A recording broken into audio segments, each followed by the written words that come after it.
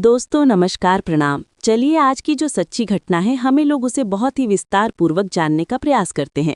दोस्तों एक गांव पड़ता है सलीमपुर। उसी सलीमपुर में एक बहुत ही गरीब विधवा महिला रहती थी। दोस्तों उसकी एक लड़की थी। लड़की का नाम उसका ललिता पड़ता है। ललिता की उम्र दोस्तों यहीं 23 साल हो रही होगी।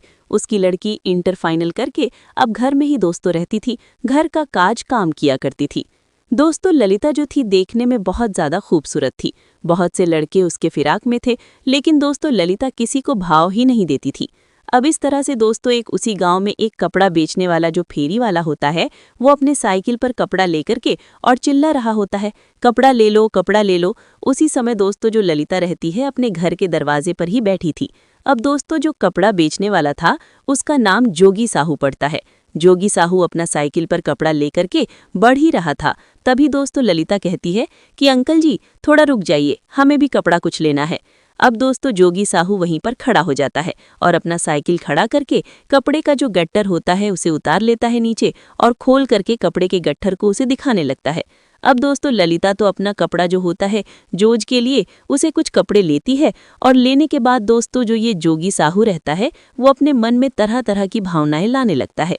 जोगी साहू सोचता है कि कितनी सुंदर लड़की है, काश हम इससे अगर ब्याह शादी कर लें तो हमारा जीवन ही सुधर जाएगा। अब दोस्तों उस दिन तो वहाँ कपड़ा बेचता है, उस गांव में उसे बहुत ज़्यादा मुनाफा होती है। फिर दोस्तों शाम के वक्त जोगी साहू अपने घर पर चला आता है। दरअसल दोस्तों हम लोग जोगी साहू की बात करें तो जोगी साहू का दोस्तों एक लड़का था जिसका नाम अंकित पड़ता है। अंकित दोस्तों मुंबई में रह के पेंटिंग का काम किया करता था। जोगी साहू भी बहुत करीब था दोस्तों, तो ये अपना जोगी साहू कुछ पूंजी पाटा लगा के और साइकिल पर गांव-गांव जाकर के कपड़ा बेचता था। अब दोस्तों जोगी साहू को वो लड़की बेहद पसंद आ जाती है। अब दोस्तों जोगी साहू फिर से फेरी करने के लिए जाता है, एक दूसरे गांव में जाता है। लेकिन दोस्तों जब भी वो जाता फेरी करने के लिए तो लास्ट में उस गांव में सलीमपुर में दोस्तों जरूर ही जाता था। अब दोस्तों दोपहर का समय था, करीब करीब दोस्तों 1 बज रहा था। जो जोगी साहू होता है सारे गांव से फेरी करके फिर उसी गांव में सलीमपुर में पहुंच जाता है। जैसे ही वहां पहुंचता है तो दोस्तों जो उसकी लड़की रहती है जो बसंती राम होता है, दोस्तों जो विधवा महिला थी उसका नाम बसंती होता है।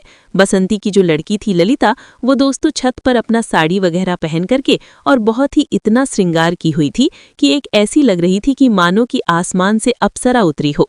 इस तरह की दोस्तों उसकी सुंदरता होती है। जोगी साहू देख करके बहुत भावुक हो जाता है और अपने आप को कोसने लगता है कि हमारे जो एक पत्नी थी वो बहुत दिन पहले जा चुकी है। अगर काश वो रहती तो हमें ये सब चीजों को कोई जरूरत नहीं पड़ती। अब दोस्तों जोगी साहू उस लड़की को जब देखता है तो और जोर जोर से चिल्लाने लगता है। अब जैसे ही चिल्लाता है तो दोस्तों ललिता उस कपड़े वाले को जब देखती है तो पहचान लेती है, ये तो वही अंकल हैं जो उस दिन आए थे, उन्हीं से हम लोग कपड़ा लिए थे। जोगी साहू दोस्तों बहुत ही सस्ते दामों पर कपड़ा दे दिया करता था। ललिता जो रहती है उतर करके छत पर से नीचे आती है और अपनी माँ बसंती के पास जाती है और कहती है कि माँ देखो ना, जो कपड़े वाला था उस दिन जो कपड़ा हम लोगों को दिया था, कितना सस्ता कपड़ा दिया था और कितना अच्छा कपड़ा दिया था। आज भी आया है, हमें एक मन है कि एक साड़ी खरीद लूं। अब दोस्तों बसंती जो रहती है वो कहती है कि ठीक है बेटी, जाओ तुम उसे रुकवाओ। अब दोस्तों जोगी साहू अपना कपड़ा लेकर के साइकिल पर आहिस्ता आहिस्ता पैदल ही ऐसे ही बढ़ रहा था। तभी दोस्तों ललिता आकर के कहती है कि अंकल जी आज रुक जाइए, आज एक आध दो साड़ी हमें लेनी है। अब दोस्तों जोगी साहू वहीं पर हरा थका अपना साइकिल खाड़ कर देता है और कपड़े का गट्टल जो होता है दोस्तों उतार करके वहीं पर नीचे रख देता है। अब नीचे जैसे ही रखता है दोस्तों तो कुछ साड़ियां वगैरह दिखाता है जिसे ललिता पसंद करती है और 2 साड़ी खरीद लेती है। उसके बाद दोस्तों जोगी साहू जो रहता है वो कहता है कि बेटी थोड़ा हमें प्यास लगी है जोरों से, एक गिलास थोड़ा हमें पानी ला दो। अब दोस्तों जो ललिता रहती है वो चली जाती है पानी लाने के लिए। फ्रिज से जाकर के दोस्तों ठंडा पानी 1 गिलास और कुछ मिठाई ले लेती है। अब दोस्तों उसके बैठने के लिए कुर्सी भी ले लेती है, क्योंकि दोस्तों दोपहर का समय था, लू चल रही थी। अब दोस्तों जो जोगी साहू होता है उस कुर्सी पर बैठता है और 1 गिलास पानी पीता है और मिठाई खाता है। उतनी ही देर के बाद दोस्तों जो उसकी माँ रहती है बसंती, जो विधवा थी, वो बाहर चली आती है। बाहर जैसे ही आती है दोस्तों तो जोगी साहू से कुछ इधर उधर की बातें बताने लगती है। तभी दोस्तों जोगी साहू कह देता है कि ये जो लड़की है क्या आपकी है? अब दोस्तों बसंती कहती है कि हाँ, ये तो हमारी लड़की है। जोगी साहू कहता है कि आपकी लड़की बहुत ही संस्कारिक है, ऐसी ही लड़की हर एक घर में होनी चाहिए। अब दोस्तों इसी पर जोगी साहू फिर से कहता है बसंती से, क्या ये आपकी लड़की को शादी करना चाहती है? अब दोस्तों बसंती कहती है कि देखिए हम तो गरीब आदमी हैं, हमारे पास उतना पैसा नहीं है कि मैं किसी को दहेज भी दे सकूं। अगर कोई लड़का अच्छा सा मिल जाए, अगर दहेज ना ले तो मैं शादी करने के लिए रेडी हूं। अब दोस्तों जोगी साहू कहता है कि ठीक है, मैं एक लड़का देखा हूं, अगर मैं उससे बात करता हूं, अगर बात बन जाएगी तो मैं आपसे बताऊंगा। अब दोस्तों जोगी साहू वहां पर 1 घंटा रुकने के बाद फिर से अपने कपड़े के गट्टर को साइकिल पर लाता है, बांधता है और अपने घर को निकल जाता है। जाकर के गांव में कुछ लोगों से पूछता है कि क्या मैं अगर शादी कर लूं तो ठीक रहेगा? गांव के लोग कहते हैं कि देखिए जोगी साहू जी, आप बुजुर्ग हो चुके हैं, आपकी उम्र इतनी निकल चुकी है, आप भला कुंवारी लड़की से अगर शादी करते हैं तो कोई गांव का आदमी ठीक नहीं कहेगा। आप ऐसा करिए कि आप अपने लड़के का शादी कर दीजिए, आपकी जो घर में बहू आएगी 2 वक्त का रोटी आपको बना करके देगी, बस आपको चाहिए ही क्या। अब दोस्तों जोगी साहू जो होता है अपने मोबाइल फोन से फोन धराता है और अंकित से अपना बेटा से बात करने लगता है। कहता है कि बेटा, मैं एक बहुत ही अच्छी और सुंदर लड़की देखी हूँ, क्या तुम शादी करोगे? अब दोस्तों अंकित कहता है कि पिताजी, भला मैं आपके बातों को क्यों काटूं, आपका जैसा इच्छा, आपका जैसा मर्जी होगा वैसा मैं करने के लिए रेडी हूँ। अब दोस्तों जोगी साहू जो होता है फिर से तीसरे चौथे दिन, जिस दिन फेरी करने के लिए जाता है तो फिर से उस गांव में चला जाता है। लेकिन उस दिन दोस्तों ललिता और बसंती कोई कपड़े नहीं खरीदती है।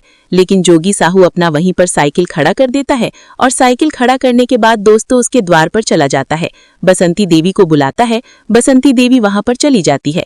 अब दोस्तों जोगी साहू कहता है कि देखिए आपकी लड़की तो बहुत अच्छी है, लेकिन एक लड़का है जो कि कोई दूसरा का लड़का नहीं है, वो हमारा ही लड़का है। हमारा लड़का मुंबई में रह के पेंटिंग का काम करता है, अच्छा खासा पैसा कमा लेता है, 10th क्लास तक पढ़ा लिखा है। अगर आपकी मर्जी हो तो आप अपनी लड़की का शादी कर सकती हैं।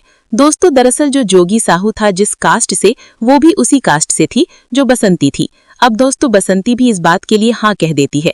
उसके बाद दोस्तों जोगी साहू अपने घर पर आता है और लड़की देखने का एक दिन डेट रखा जाता है। अब दोस्तों जोगी साहू एक दिन ऐसा काम करता है कि 2-4 दोस्तों के साथ कुछ अपने रिश्तेदारों को लेकर के ललिता के घर के पास चला जाता है लड़की देखने के लिए।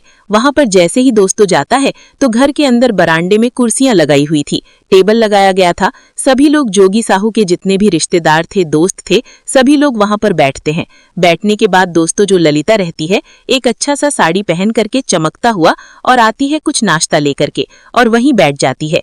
अब दोस्तों जो लोग भी देखते थे, उसके जो भी दोस्त थे, जो भी रिलेशन के थे, जब वो लोग लड़की को देखते हैं तो ले देख करके दोस्तों ऐसा लगता था कि ये लड़की कहीं चांद से उतर करके आई हो, इतनी उसकी खूबसूरती थी दोस्तों।